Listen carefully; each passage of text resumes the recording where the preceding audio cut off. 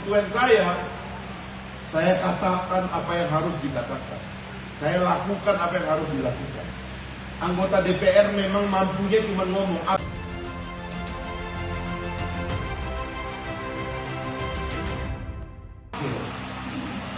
Coba jelaskan ini apa ini cerita ini? Persekongkolan. Ujung-ujungnya memang karena duit. Dibiarkan sistem pemilunya mahal supaya yang layak mimpin republiknya hanya orang kaya. Kayanya kaya duit, otaknya sih dongok, bos. Gitu loh. Harusnya ini yang menjadi perdebatan. Makanya kalau saya ditanya tentang Ganjar, Ridwan Kamil, Anies, ini calon korban sistem ini. Ini orang-orang ini lagi diojok-ojokin seolah-olah pantas. Karena ada yang bermain supaya orang-orang ini siapapun yang menang nanti mereka yang medali kali. Keluar dari situ kita, keluar dari situ. Makanya lebih baik tadi seperti ajakan Bapak, kerja konkret aja kita. Bagaimana sih kerja konkret itu? Bagaimana menjadi pilihan rakyat?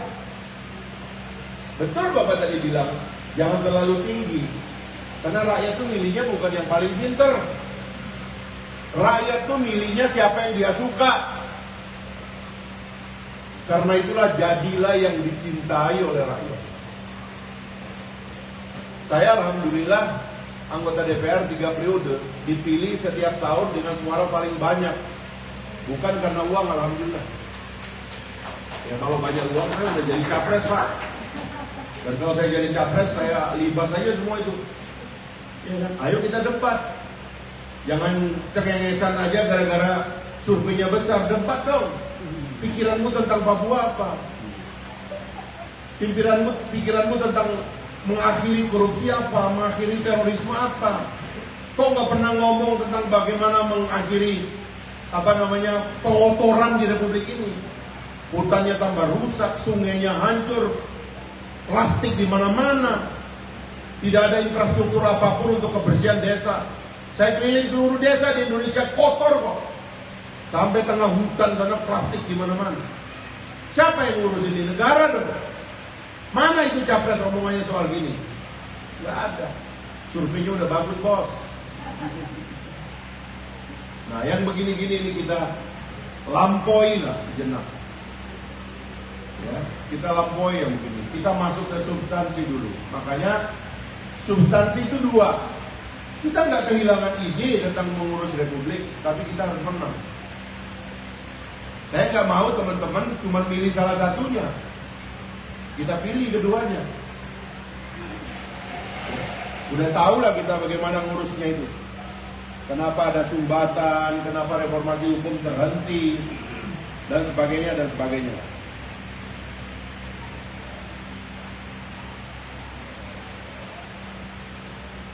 Jadi kalau saya mengatakan tahu cara menang, tahu cara curang, karena kita bukan orang baru, Pak. Tapi alhamdulillah saya berani ngangkat muka di sini kan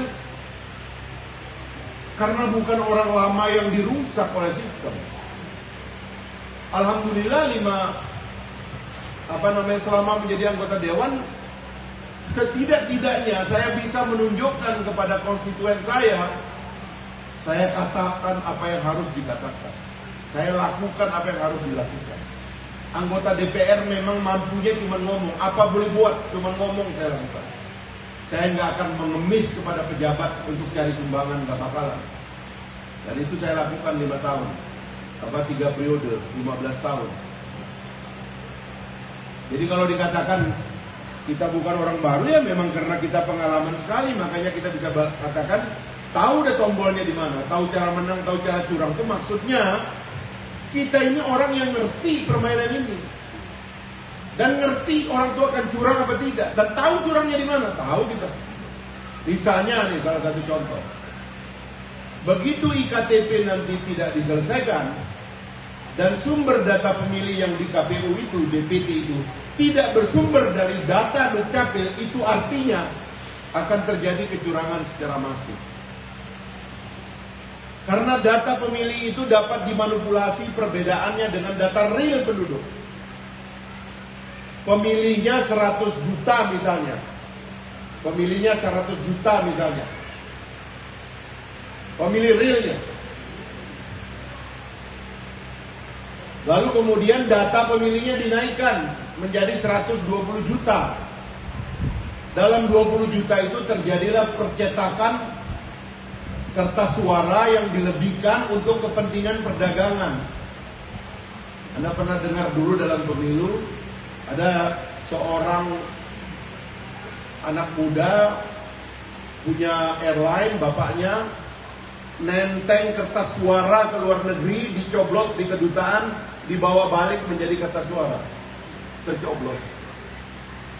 Udah tahu lah kita ini curang-curangnya, kita juga tahu nanti siapa yang curang. Maksudnya supaya kita jangan dicurangin dan supaya jangan kita biarkan sistemnya menjadi curang. Itu yang harus menjadi bagian dari pemikiran dan strategi kita ke depan. Karena kita nggak mau konyol juga, Pak. Ini namanya pertarungan, Pak. Ya. Ini namanya perang ini sebenarnya. Kompetisi ini kompetisi yang ketat, Pak. Di tempat lain kompetisi itu sudah regulasinya relatif sudah ketat, sudah ajak, stabil. Di kita ini banyak aturan yang belum jelas. Sampai petugas pemilunya ribuan meninggal dunia itu. Orang-orang di DPR sekarang ini termasuk pemimpin-pemimpin yang terpilih ini harusnya tetap meneteskan air mata karena dia duduk di kursi yang ribuan orang mati itu gara-gara aturan pemilu yang dibuat nggak jelas itu. Tidak boleh kita diam, kita harus terus mengadvokasi itu.